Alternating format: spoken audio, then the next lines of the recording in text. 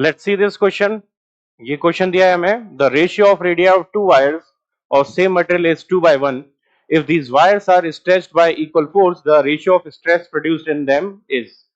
तो यहाँ पर हम कंसेप्ट लगा रहे हैं stress, stress and strain.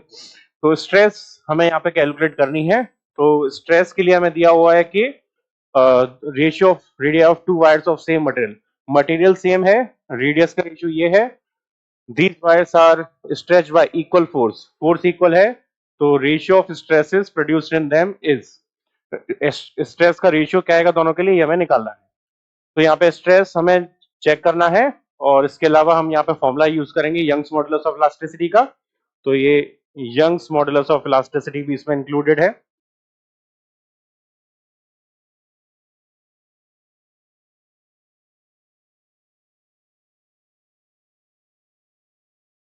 Okay, देखते हैं इसे। तो यंग्स मॉडुलस ऑफ इलास्टिसिटी का फॉर्मूला होता है F L divided by A delta L, F L divided by A delta L, ये हमें पता है। और हमें दिया हुआ है कि रेशियो ऑफ रेडिया, रेडियस का रेशियो दिया है, इक्वल फोर्स है, और हमें पूछा है किसके बारे में, ratio of stresses produced in them.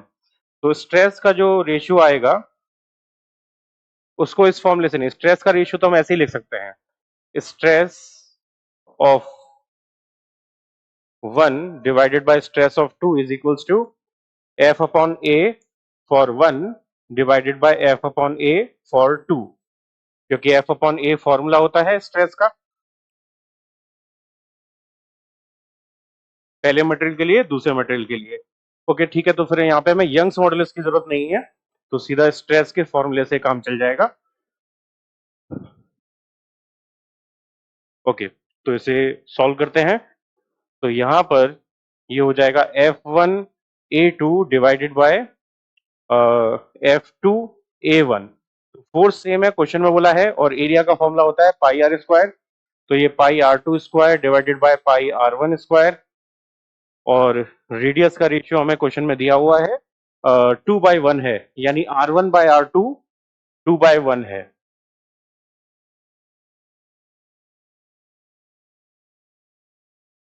R1/R2 is 2/1, तो R2 अपॉन R1 हो जाएगा 1/2, तो ये 1/2 का स्क्वायर यानी 1/4।